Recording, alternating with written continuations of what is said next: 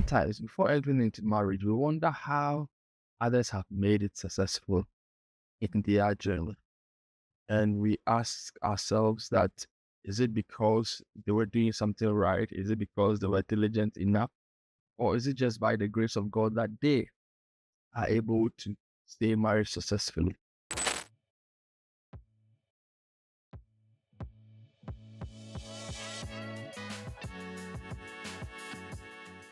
In this past 8 years of marriage, there are a number of things I have come to realize that in marriage, many things are learned while you are in the process.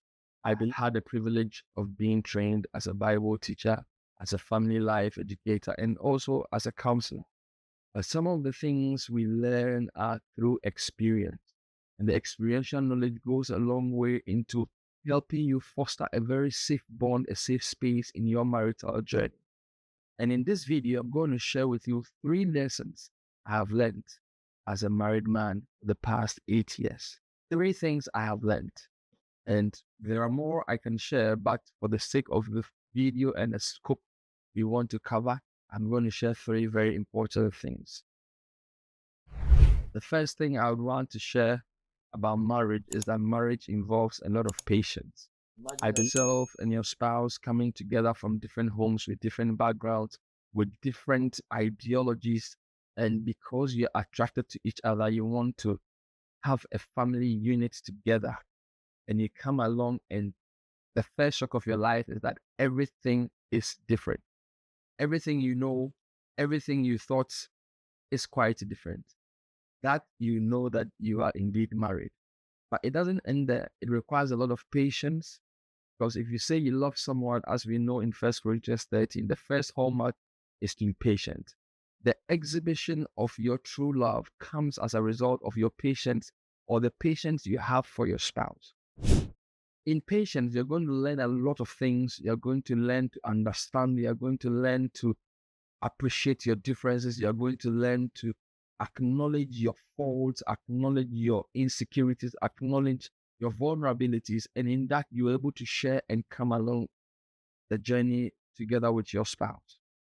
Patience oftentimes is easier said than done, but it is a practice that you have to learn along the way.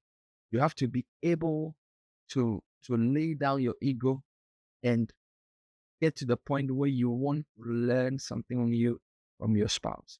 And each day you are bound to learn something new.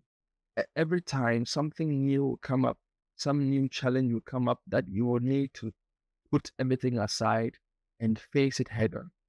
That will make your marriage a beautiful one. The second thing about marriage that you will need to understand, or as I have learned in these 8 years, is that communication is very key. Communication has been talked about so many times in every counseling session, in every training session, in every space of life that you find yourself. Communication is always being hammered on. Why? Because human beings are social beings, and in every social space, social environment, the key thing is communication. It is very bottom line because it is the only way you can express the deeper thoughts of your heart. It is the only way you can express the real burdens that you carry, the real emotions that you carry, the real hurts, the real happiness, the joy, the insecurity, the doubts. You are not at fault when you are in such a state.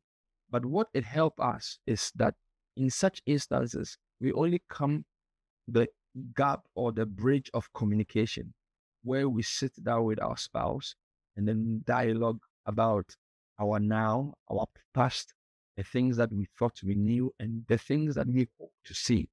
Because without communication, you cannot thrive as two individuals that are together in a marital union.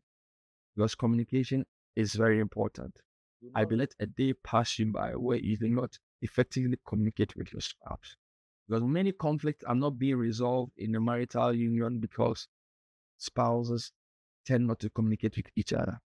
They decide to be free to speak about their issues at their workplaces, about their issues with colleagues, with friends, with other loved ones, but the spouse. And that is a heavy blow. That is a heavy blow because the person that you are walking this marital journey with is the one that you need to be more vulnerable with the one that you need to open up the more, speak about your presence, speak about the things that are troubling you emotionally, down hurting you. That is the only way the relationship can thrive. We have to learn. There's always a point where we need to learn to communicate effectively with one another. I didn't start off in my marital journey being someone who is very, very effective in communicating with my spouse.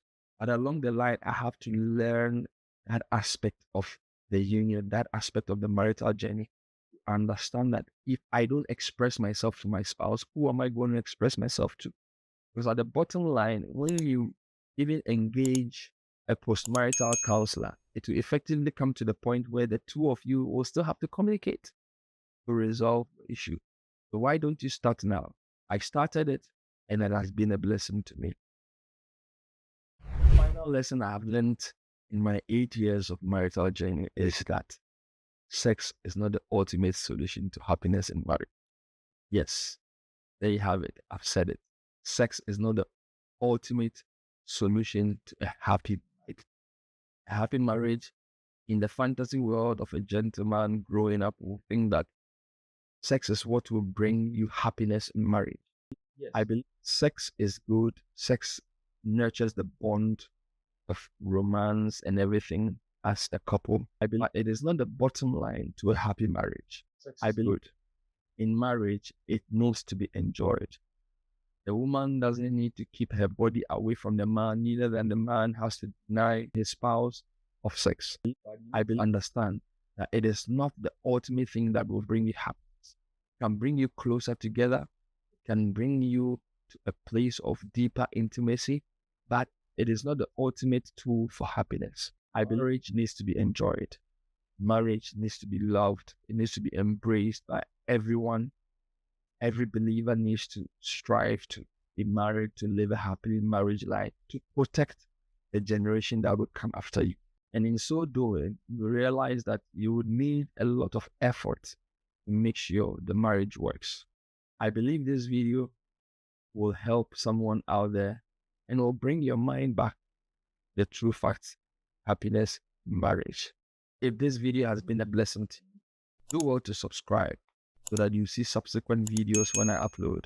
You can also check in my profile to see other videos I have made about relationship, the Bible, and marriage. God bless you. See you on the next one. Bye-bye for now.